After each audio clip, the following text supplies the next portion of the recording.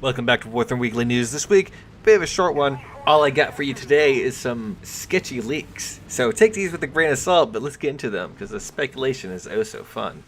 So the first leak is that apparently World War Mode is coming next patch. And this was said by, apparently, talking it to with one of the major squadron managers. Now, I asked if there was any proof that I could show in this video, and the dude said no because said it vocally. And apparently it's going to be announced in a week or so. Now, I didn't follow up the check with if this is true, and I'm gonna have to put a note out there. Don't go bothering him about leaks from people that don't have any evidence to verify with. But if you think about it, it would make sense for World War Mode to be coming out, at least into some sort of open beta or whatever. That was one of the many things on the docket that did not come last year, so it would be expected for them to try to get it out of the way this year early on. As for World War Mode, I haven't been paying too much attention to it as of late. I was kind of waiting for it to be released and so I could really see what it's supposed to be. But it coming next patch makes a lot of sense. The next leak stuff is where it gets really interesting. Is some dude who's apparently been on my Discord server before but I've never taken note of, just popped on, posted this, saying during a virtual meeting about Gaijin games, specifically for Crossout, War Thunder, and Enlisted, one of his friends talked with some of the devs about the next patch. They talked about new plans for Germany, new MBTs for US, Germany, Britain, Russia, France, and Italy, and one of the devs joked about a premium SR-71. And then he states that these informations need to be taken with a grain of salt, but they're here, and apparently he's waiting for some screenshots on the meeting. He never posted any screenshots, so maybe he never got them or just didn't want to share them. I asked who his friend was, and he says a guy who participated in the Enlisted Alpha and worked as a backer on the Crossout dev server. I asked him if there's any other information that he wished to share.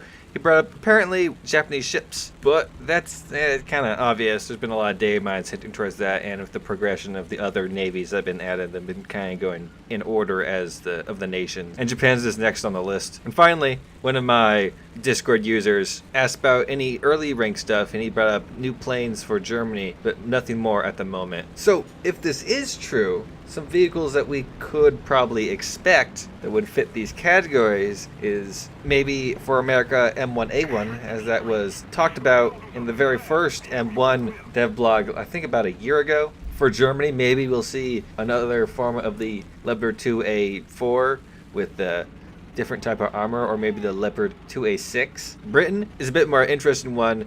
They could add the Challenger 2, but they could also add something like the Vickers Mark 7, although last I heard they couldn't find files for that. But there are a lot of type of Vickers MBTs that they could add. For Russia, well, there's still a billion T-Series tanks. I don't think that's too much of a mystery. For France, maybe the AMX-32 or the Leclerc. Those seem to be the cool French tanks that everyone talks about. In Italy, we kind of already know what Italy's going to be getting. A prototype Ariete, as was shown on the Italian release list with a fat soon plopped on top of it. As for German aircraft, well, it's possible that they are going to be giving Germany their rank 6 aircraft. There's a lot of German players out there that would definitely want to not have to grind a whole new tree to partake in the top tier. As for the top tier, it'd probably just be a East German MiG-19. I believe Gaijin talked about that earlier this year in a Q&A. And as for their premium rank 5 jet, there's a lot to choose from. Personally, what I'd like to see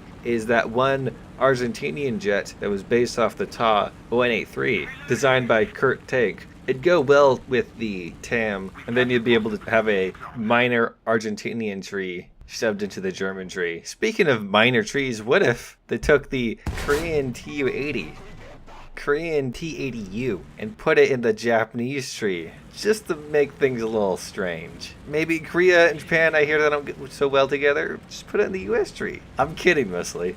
Premium SR-71. Unfortunately, SR-71 never had any guns as a spy plane. But hey, what if World War Mode, there's like a mission where you gotta avoid enemy missiles and spy on them? Maybe then we could have spy planes and whatnot. That'd be pretty funny. I remember the other week I was talking about a data mine revolving around the air-to-air missiles and how there was a new one, the AIM-9E. There was also another new one that data mine did not bring up, the R3R. I'm doing some quick research on the internet. I discovered the R3R can be on a variety of aircraft, from the Su-20, the Su-17, the MiG-23, MiG-21, and a variant of the MiG-17. Personally, I would want it to be saying that they're going to add the MiG-21, but a souped-up MiG-17 is a bit more realistic, and reality is often disappointing. I'm stealing this from next week's news video because this one is pretty thin. Big old server update changed the stats of many vehicles.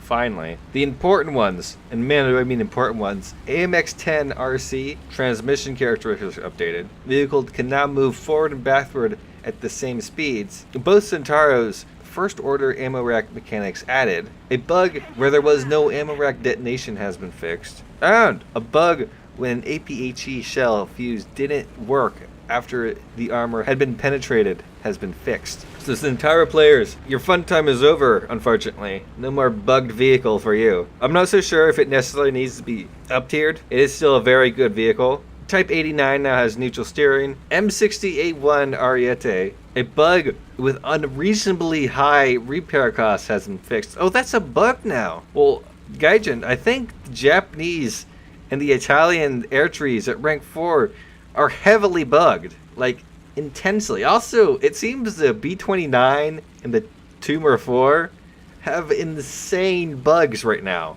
B1 bis and B1 tar hatch thickness on the rear side of the turret has been increased. I've been penetrated there, so I'm very happy about that. SciDam 25 has its research cost heavily reduced. The Tipo finally has 5 crew instead of 4. Automatic had a camera bug fixed. The Warrior and the Bradley had sight magnification updated, although the Bradley unfortunately lost its ability to float, but gained ESS. And the Ho-I now has 15 gun depression, which is a great amount. But most importantly, biggest update of them all, L3CC. Rate of fire has been increased from 30 to 60 shots per minute. And shoulder support stabilization added. I think the L3CC needs to be up tiered to at least 8.0 now. It is clearly overperforming entirely and has absolutely destroyed ranks 1 through 4 completely. It is an unfair playing field. Also, a number of vehicles had